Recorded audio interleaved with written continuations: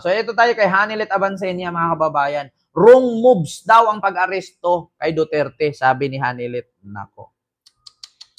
Mga kababayan, wrong moves nga ba ang pag-aresto kay Duterte ayon kay Hanilet? Mga kababayan. Oo, eto, pakinggan natin. Daw ang pag-aresto kay dating Pangulong Duterte. Yan ang giniit ng kanyang common law wife na si Hanilet Avancenia. At live mula sa The Hague, Netherlands, nasa frontline ng balitang yan si Mon Gualvez. Mon, kumusta na ang dating Pangulo?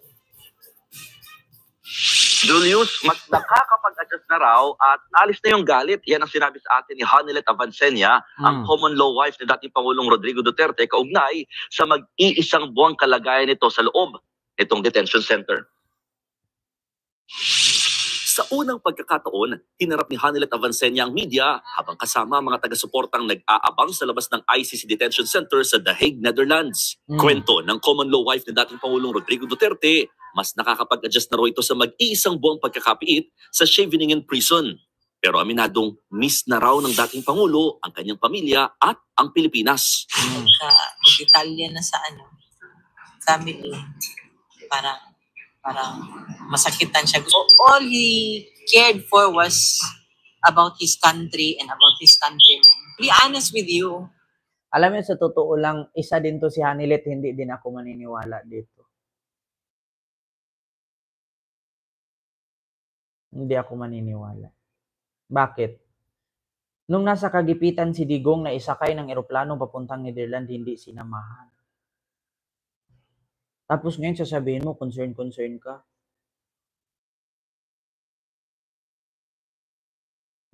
Kung wala lang kayo anak ni Digong, sa tingin mo, pupunta ka dyan. May anak ka kasi na may mamanahin, kaya nandyan ka.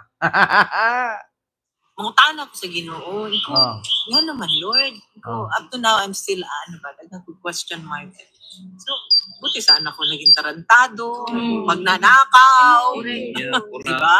Buti daw sana kung naging tarantado si Digong. Hindi ba tarantado yung ginawa niyang 30,000 pinatay? Hindi ba katarantaduhan yan? Hindi ba katarantaduhan yung ilang mga pulis na pinapatumba niya kasi nabisto yung pagiging drug protector niya? Hindi ba katarantaduhan yan? Hindi ba katarantaduhan yung NBI agent na nirakrakan niya na 50 plus kabala ang bumaon sa katawan? Hindi ba katarantaduhan yan? Buti sana kung tarantado, nagnakaw. Hindi ba magnanakaw yung ginagawa ninyo? Saan nga galing ang pera ng bilyon-bilyon? Wala namang kayong negosyo, maliban sa'yo. Si Digong walang negosyo. Maniwala kayo sa akin, asawa niya meron. Hindi ba tarantado yan? Hindi pa huwag ka sana kung nagnakaw, Aba.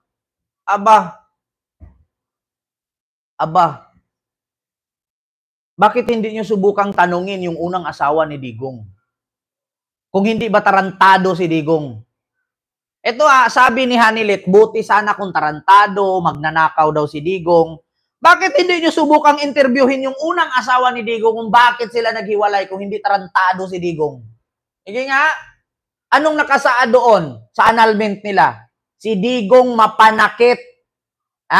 Walang pakialam kung may nasaktang iba kasi may sakit sa mental disorder. Hindi ba tarantado ang tawag doon? Bakit hindi nyo subukang interviewin yung unang asawa kung ba't sila naghiwalay? Kung hindi tarantado si Digong. Baka naman, Lord. Up to now, I'm still, question mark.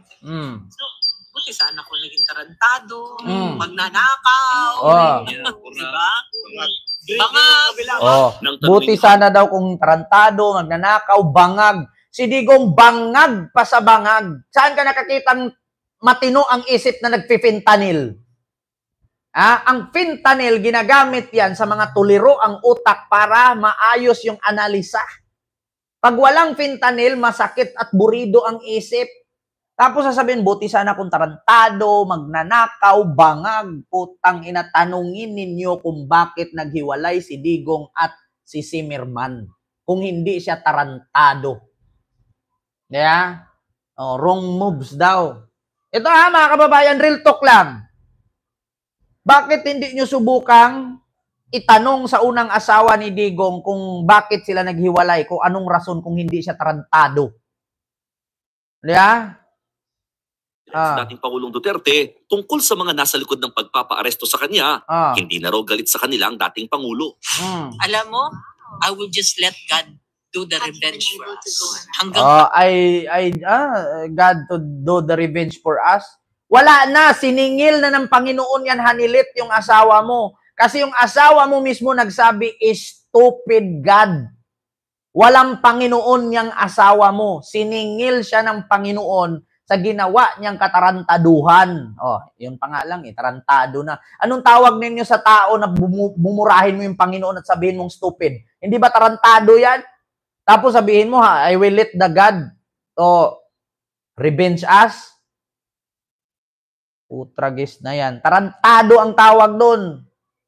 Kuya nila hanggang apo ng apo nila. Salamat, Mami Tess. Hanggang doon ang parusa ng Diyos. Kaya yung mga gumawa sa kanya dito, gabaan, impyerno kayo. Impyerno kayo. Asawa mo, buhay pa, nasa impyerno na. Hindi pa namatay, bulok na kaluluwa niyan. Magpapatay ka 30,000 innocent people who died with nothing, no jurisdiction, no due process. What you call that man? Is it bastard, idiot, or nothing? You killed 30,000 innocent people together with your war on drugs. Diba? Then you call the man hero? My God, I hate drugs. Yeah? Posibleng masira rin daw ang karir sa politika ng mga nagtulak sa pag-aresto kay Duterte. Ano daw? Nasira ang karir sa politika sa mga nagpapakulong kay Duterte? Kaninong karir ba ang nasira? Di ba kay Duterte? Karir ba ni BBM ang nasira, Hanilet? Hindi ba karir ninyo? Sino pang magtitiwala sa inyo? Pag hindi nakalabas si Digong sa ICC, nagpapatunay lang na totoo lahat ang binintang sa kanya.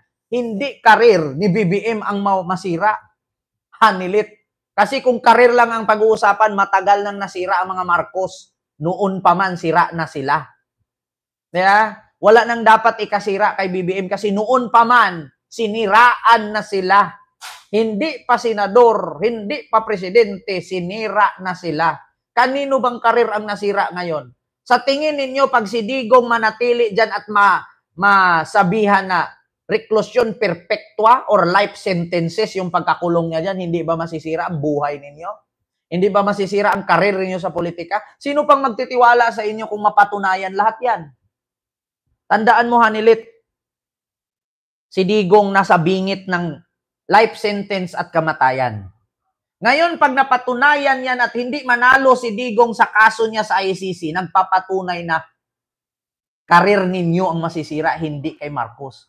Paano masira ang karir ni Marcos? Si Marcos ngayon ang presidente. Si Digong, sino ba siya? Nakakulong. Di ba? Paano masisira ang buhay ni BBM? Sa mga nagpapakulong daw kay Digong, masira daw ang karir sa politika. Karir ni Digong sa politika ang sirang-sira. Bakit? Sino pang magtitiwala sa kanila? Tandaan ninyo sa 32 million supporter ni Digong, 100,000 na lang natira. Tulak sa pag-aresto kay Duterte. Wrong move. Wrong Sabi moves daw. niya na yung opponent niya has wala na talaga. They will never be given the chance by the Philippines. Sa ngayon, pinag-aandaan daw ni Hanilet ang mga gagastusin sa pagharap ng dating Pangulo sa paglilitis. Kasabay niyan, muling binisita ng lead counsel. Wala nang dapat ikasira sa kampo ni BBM kasi noon pa man sinisiraan na sila BBM. Di ba? Mami Tess, maraming salamat sa iyong $5. Thank you so much po. Wala nang dapat ikasira sa kampo ni Marcos. Noon pa man sinira na sila. Ngayon ang tanong, meron pa bang dapat ikakabuti sa sitwasyon ni Digong? Wala na. Karir ni Digong ang sira. Yun ang totoo. Aminin nyo man sa hindi. Kapag hindi manalo si Digong dyan sa kaso niya sa ICC, nagpapatunay na totoo lahat ng akusasyon o bintang laban sa kanya. Marami pa tayong dapat abangan. Huwag magmadali.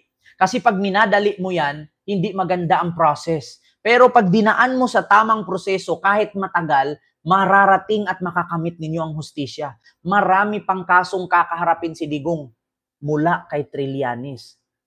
War on drugs pa lang yan. Hindi pa kasali dyan yung mga ill-gotten wealth. Wala pa ang ill-gotten wealth, mga kababayan. War on drugs pa lang yan. Kung makalaya man si Digong sa war on drugs na yan, may kakaharapin pa siyang isa, yung ill-gotten wealth. Yung 41 properties at billion-billion transaction of money in the bank na ayaw niyang pirmahan. Kaya, sampul pa lang yan, mga kababayan. Nahihirapan na sila. Sampul pa lang yan. Wala pa tayo sa exciting part. Kaya, tapos sasabihin niyo, wrong moves. Wrong moves ba? Mapakulong si Digong? Hindi, wrong moves yan. Good moves. Hindi wrong moves yan. Miss Supladita Yuri, maraming salamat sa iyong pagpamember sa ating YouTube channel. Thank you so much po. Hindi wrong moves ang tawag dyan. Nasa first steps pa lang yan. Wala pa tayo sa exciting part. Ay naku. Sabi ko sa inyo, hindi titigilan ni Trillanes hanggat hindi mabulok si Digong. Sabi ni Trillanes yan. O, ito pa, mga kababayan. Bukod dyan, kay Hanilet. O, si Hanilet, Amy Marcos at Sara Duterte. Ito na, mga kababayan. Sabi ni Hanilet, sinupalpal na si Amy. Paek-ek lang daw yung hearing.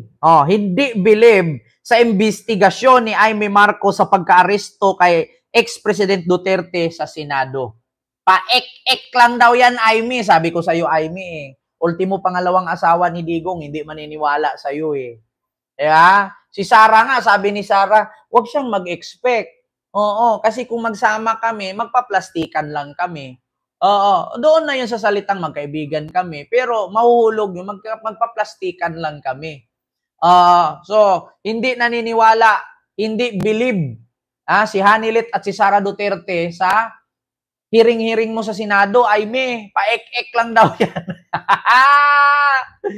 Nako, maraming salamat po, Ma'am Mariam de los Santos, sa yung 5 Hong Kong dollar super sticker. Paek-ek. Pakinggan nyo ha. Naman daw believe